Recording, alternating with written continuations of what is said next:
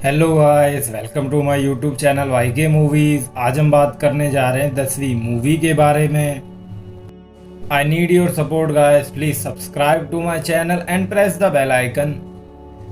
इस मूवी की IMDb rating है 8। मूवी स्टार्ट होती है अभिषेक बच्चन को दिखाते हुए, जो कि इस मूवी में जिसका किरदार होता है गंगाराम चौधरी का, जो कि अपनी कसरत करते वक्त अपनी वीडियो बनवा रहा होता है। फिर गंगाराम से मिलने के लिए कुछ लोग आते हैं जो कि उसे कहते हैं कि हम स्कूल बनवाना चाहते हैं। तो गंगाराम कहता है स्कूल बनवाने से क्या होगा। वो उन्हें कहता है स्कूल बनवाने की जगह तुम कुछ और बनवा लो यहाँ पर।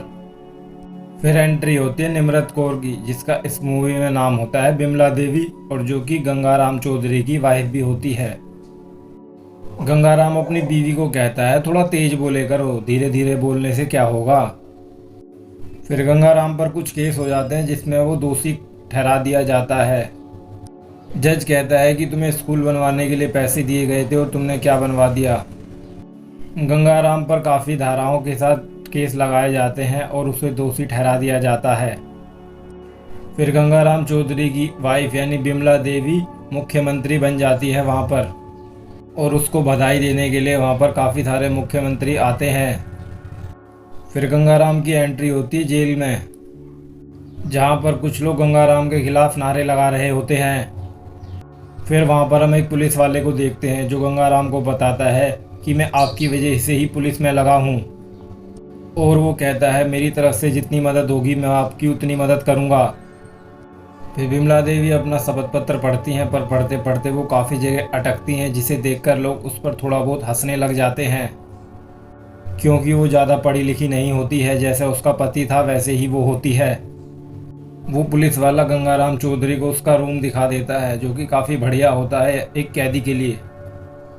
फिर जेल में गंगाराम का एक फ्रेंड बन जाता है जो कि उसका काफ़ी अच्छा दोस्त होता है, और वही बाद में गंगाराम चौधरी का टीचर भी बन जाता है। फिर गंगाराम चौधरी का बॉडीगार्ड भी जेल में आ जाता है कुछ कांड करके, क्योंकि उसे गंगाराम से मिलना होता है वहाँ पर। फिर एंट्री होती है यामी गौतम की, जिसका इस मूवी में नाम होता है ज्योति देसवाल, और वो वहाँ की नई जेलर होती है, और वो रूल और रेगुलेशन की भी सख्त होती है। जब वे सब लोग खाना खा रहे होते हैं तभी गंगाराम चौधरी उस पर भड़क जाता है, और वो कहता है ये कैसा खाना है, ये तो हमारे घर के जानवर भी नहीं खाते हैं। फिर ज्योति कहती है अगर तुम्हें यहाँ रहना है तो यहाँ पर ऐसा ही खाना खाना पड़ेगा। फिर गंगाराम कहता है छोरी ज़्यादा भड़के मत, तेरा 1 मिनट में तबादला करवा सकता हूँ मैं। फिर ज्योति गंगाराम को जेल के अंदर डाल देती है, जहाँ पर उसकी अच्छे से खातिरदारी करते हैं वे लोग। फिर गंगाराम चौधरी अपनी वाइफ से मिलता है और वो कहता है कि मुझे यहाँ से छुड़वाओ, कब तक मुझे यहाँ से छुड़वाओगे। फिर गंगाराम डॉक्टर से झूठ मूठ कहता है कि वो बीमार है, और वो कहता है कि वो जेलर को भी यही बात बोले। जैसे ही गंगाराम ज्योति को देखता है वो तभी कुर्सी बनाने लग जाता है। फिर गंगाराम का भाई जज को एक अच्छी ऑफ़र देता है और वो कहता है कि मैं तुम्हें इससे बढ़िया जगह दूंगा रहने के लिए, तुम क्या कहते हो। और वो कहता है कि मेरे भाई की बेल करवा देना। पर अगले दिन जज अपना फैसला सुनाता है और वो उसकी बेल को नामंजूर कर देता है, जिसे सुनकर उसका भाई काफ़ी दुखी हो जाता है और गंगाराम को बेल नहीं मिलती है।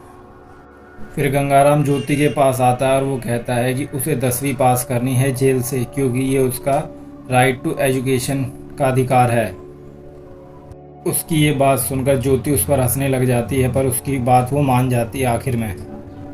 फिर गंगाराम जेल की लाइब्रेरी में जाता है पढ़ने के लिए। फिर गंगाराम हिस्ट्री की बुक पढ़ने लग जाता है, जहाँ पर उसे एक बात समझ में आती है कि इतिहास को दोबारा नहीं दोहराना चाहिए।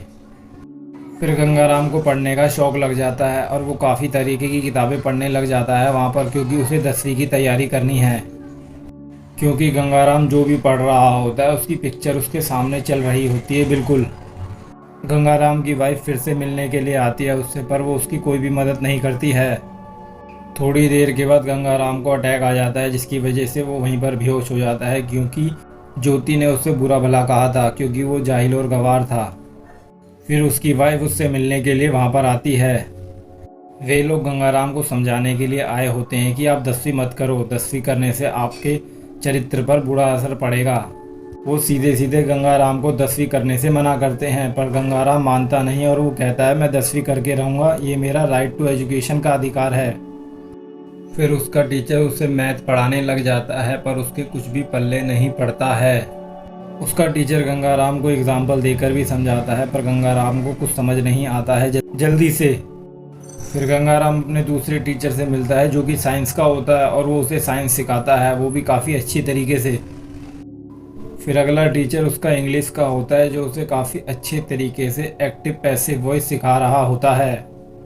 फिर वो अपने साइंस के टीचर को बताता है कि उसे सब समझ में नहीं आते और उसे लगता है कि वो मूवी की तरह हो गया है जैसे तारे ज़मीन पर है। गंगाराम कहता है उसे हिंदी बिल्कुल भी नहीं आती है। फिर वो कहता है कि प्रेम तुम्हें अच्छे से हिंदी सिखा देगा क्योंकि वो हिंदी में एक्सपर्ट है। प्रेम जाके जेलर ज्योति जायसवाल से मिलता है क्योंकि आज उसकी रिहाई होने वाली है, पर प्रेम मना कर देता है रिहा होने से। वो कहता है अगर मैं बाहर जाऊंगा और प्रीति से मिलूंगा तो प्रीति के घर वाले मुझे मार देंगे, क्योंकि प्रीति अदर कास्ट की है और प्रेम अलग कास्ट का है। फिर प्रेम गंगाराम चौधरी से मिलने के लिए आता है क्योंकि वो ही उन दोनों की शादी करवा सकता है। गंगाराम कहता है पर तुम्हें मुझे पढ़ाना भी होगा क्योंकि मेरी हिंदी बहुत कमज़ोर है। फिर ज्योति जायसवाल गंगाराम के लिए पगड़ी लेकर आती है। फिर गंगाराम थोड़ी देर के बाद उन दोनों की शादी करवा देता है, काफ़ी धूमधाम से जेल के अंदर ही। ये सारी बातें हमें रिपोर्टर बता रहा होता है जेल के अंदर जाके। अब ज्योति गंगाराम को हिंदी पढ़ाने लग जाती है क्योंकि प्रेम की तो शादी हो जाती है और वो वहाँ से चला जाता है। ज्योति गंगाराम को बहुत बढ़िया तरीके से पढ़ाती है और गंगाराम को धीरे धीरे करके हिंदी समझ में भी आने लग जाती है। फिर गंगाराम धीरे धीरे करके हिंदी लिखने भी लग जाता है। फिर गंगाराम अपनी बीवी को कॉल करता है और वो कहता है तूने मेरे साइंस के टीचर को भी यहाँ से रिहा क्यों करवा दिया, क्योंकि बिमला देवी नहीं चाहती है कि गंगाराम 10वीं पास कर ले। फिर गंगाराम की तबीयत थोड़ी बिगड़ जाती है क्योंकि उसका पहला पेपर ही हिंदी का होता है जिसमें वो काफ़ी वीक है। फिर गंगाराम अपना एग्ज़ाम देने से पहले ज्योति के पैर छूता है और आशीर्वाद लेता है और वो कहता है मुझे आशीर्वाद दो गुरुजी। फिर वो अपना एग्ज़ाम देने के लिए बैठ जाता है, जिसे देखकर वो काफ़ी डर जाता है क्योंकि उसने काफ़ी दिनों के बाद एग्ज़ाम पेपर देखा था। अगला पेपर गंगाराम का साइंस का होता है।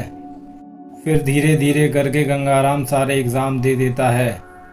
गंगाराम की बीवी घबरा रही होती है क्योंकि उसे लग रहा होता है अगर वो पास हो जाएगा तो उसे फिर से चूल्हा चौका करना पड़ेगा। गंगाराम जेल से रिहा हो जाता है कुछ दिनों के बाद। गंगाराम को लेने के लिए उसका भाई आया होता है बस।